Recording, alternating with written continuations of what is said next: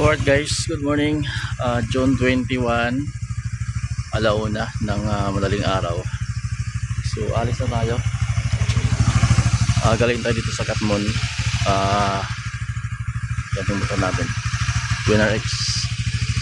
So Batangas yung daan natin. Pupunta tayo Negros.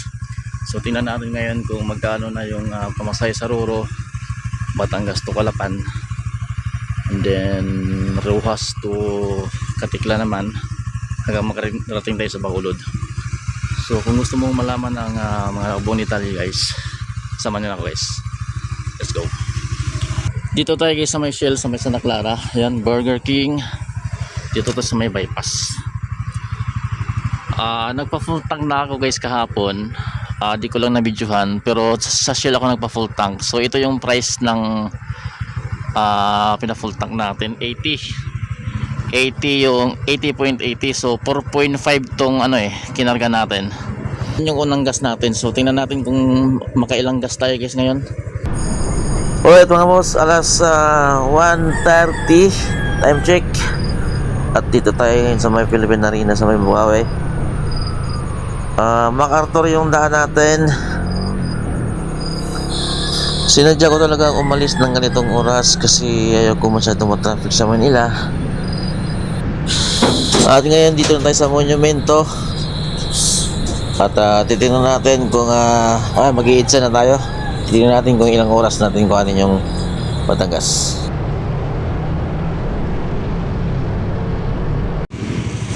Update guys, 3:36 AM. Nasa SM Santa Rosa na tayo. Yan, SM Santa Rosa na. So nasa Laguna na tayo. Tapos meron pa tayong yun na, 1 hour pa, 73 kilometers na lang guys. So natagalan lang tayo sa Manila area kasi hindi ko kabisado yung karsada, kaya maraming pasikot-sikot, kaya observe lang muna. Chill ride lang tayo sa Manila. Dito na tayo bumagbak pagdating ng Maharlika Highway. So yun lang muna guys. Hindi pa nabawasan na ng isa yung full tank natin. At 74.6 kilometers yung tinakbo bago siya nabawasan.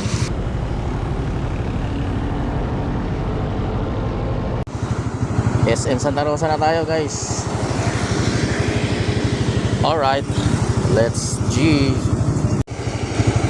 So yun, time check, alas 5:07 na. At nabawasan na, 2 bar na lang yung natira sa ating full tank sa Bulacan. So ang tinakbo niya 146 kilometers. Yan, 146 kilometers. At 3 kilometers na lang guys, kaya malapit na tayo sa port, kaya magpapagas tayo dito. May dalaan akong Maxi Fuel, dito na tayo magpapagas. Alright, medyo may kabigatan tong mga bag ko mga boss, kaya tinatali ko na lang dito sa likod, at every magpapagas ako ay tinatanggal ko na lang. Akala ko naman makapagpagas tayo bago tayo makarating sa Mindoro, kasi expected mas mahal ang gas sa Mindoro. Ang problema lang, sarado pa pala itong Maxi Fuel. Kaya ang mangyayari nito, pupunta tayo sa sakete ng Roro na hindi talaga makapagpagas. Kaya doon na lang talaga tayo sa Mindoro magpagpagas ulit. Nito, sa Mindoro tayo makapagpagas dito.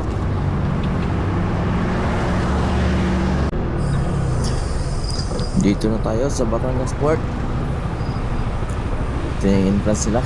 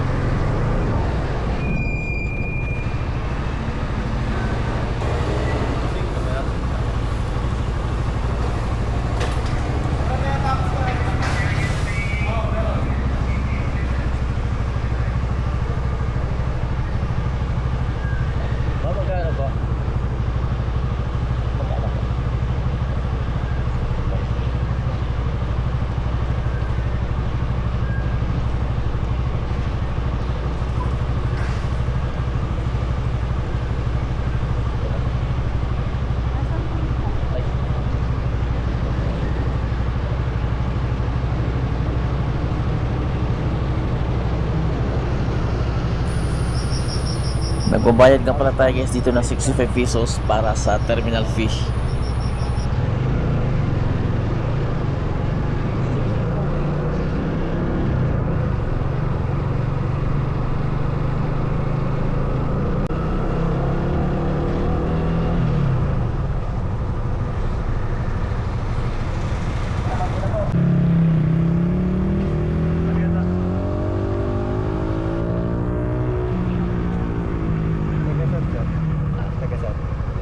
Santa Maria. Santa Maria.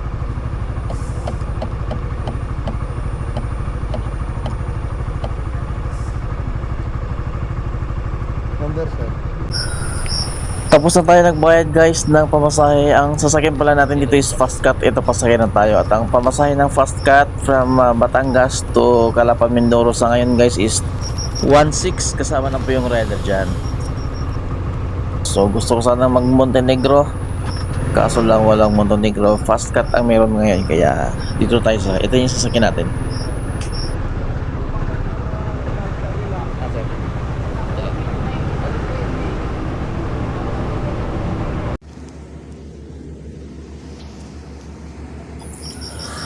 Umalis ka pala guys, yung fast cut na sinasakyan natin is 6:11 AM at tingnan natin kung anong oras tayo makarating sa Calapan, Mindoro. At sa ngayon dito pa tayo sa part ng Batangas, kakaalis lang.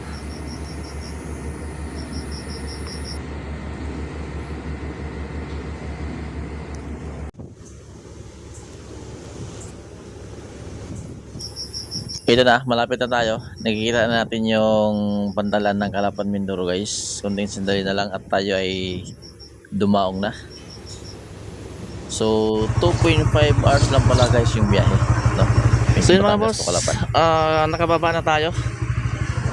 At so lahat mga boss na nababayaran natin. Ang sinakyan natin is fast cut, which is 1.6 yung bayad kasama na rider. And then motor natin WeatherX 150. So nakalimutan ko mag video doon pagbaba. So ito pa naman tayo. And then hindi pa na tayo nakalabas. Humanap na ako ng malilim na pakainit. So 1.6 yung fast cut guys. Montenegro, kung may Montenegro mas ano pa, mas mura ang Montenegro sa 1.3, 1.4 lang ata ang Montenegro. Mas mura siya kaysa fast cut. Montenegro lang sana sakyan ko, kaso lang fast cut yung andoon na naka-ready na, kaya yung sinakyan natin. So yung travel time naman 2 oras kalahati. 6:11 tayo umalis doon, mga 8:46 dito dumating. So yun lang guys, maraming salamat sa panonood. At ngayon naman babakbakin na naman natin tong ano to, papuntang Rojas Port. Sa Rojas Port tayo sasakay. So at dahil